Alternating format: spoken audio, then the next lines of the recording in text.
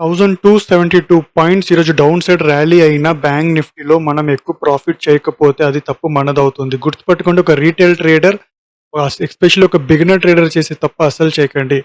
ఎక్కువ టైం ఫ్రేమ్లో ప్రిఫర్ చేసే 5 మినిట్స్ టైం ఫ్రేమ్ మనం క్లీన్గా అబ్జర్వ్ చేసిన గ్యాప్ డౌన్ ఓపెన్ అయింది. Slow and steady market side వేస్లో ఉన్నట్టే ఉండింది, కానీ బాటమ్ సైడ్ వెళ్తూ వచ్చింది. ఎస్పెషల్లీ 3 మినిట్స్కి 10 మినిట్స్ బిఫోర్ దాకా కొంత సైడ్ వేస్లోనే మనకి పిక్చర్ అనేది కనపడింది. ఇలాంటి నంబర్స్ దగ్గర, ఆప్షన్ చైన్స్ దగ్గర రీటైల్ ట్రేడర్స్ ఎక్కువ ట్రాప్ అయ్యారు. స్లో అండ్ స్టడీ మార్కెట్ ఎప్పుడు ఒకేసారి రాదు. చిన్న చిన్న రీట్రేస్మెంట్ పుల్ బ్యాక్స్ చేసుకుంటూ వచ్చినప్పుడు ఆ పుల్ బ్యాక్స్ని ఎక్కడ మనం బుల్ ఆపర్చునిటీ అనుకుని వెళ్తున్న ప్రతి ఒక్క ట్రేడర్ ట్రాప్ అయ్యారు. ఎస్పెషల్లీ స్టాప్ లాస్ లేని వాళ్ళు ఫండ్స్ దాకా ఎరోడ్ అవుతూ వెళ్ళారు, లాసెస్ ఎక్కువ చూసుకుంటూ వెళ్ళారు.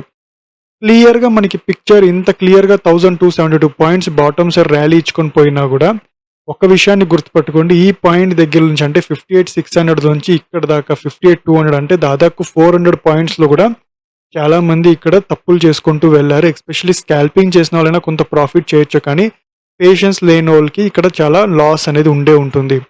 Higher time frame bottom side ఉన్నప్పుడు లోవర్ టైం ఫ్రేమ్ 3, 5, 15 మినిట్స్లో మీరు న్యూట్రల్గా ఉండండి, లేకపోతే మొమెంటం వాల్యూమ్ ఎక్కడుందో అక్కడ ట్రేడ్ చేయడానికి ప్రాక్టీస్ చేయండి. కానీ ఫేవరిజం చేసుకుంటూ మనం ఇక్కడ బుల్ కంప్లీట్గా మనకి ఇక్కడ ఆపర్చునిటీ వస్తుందని ఒక నమ్మకంతో మనం వెళ్ళామంటే ఖచ్చితంగా మనకి లాసెస్ అనేది ఉంటుంది. ఎప్పుడో ఒక రోజు బ్యాంక్ నిఫ్టీ లాంటి ఒక స్టాక్స్లో జరిగే ఇలాంటి ఒక ర్యాలీలో కూడా మనం ప్రాఫిట్ చేయకపోయామంటే ఇది డెఫినెట్లీ మన ఒక ట్రేడింగ్ సైకాలజీ, ఎమోషనల్ మనల్ని డ్రైవ్ చేస్తున్న ఒక మిస్టేక్ అవుతుంది.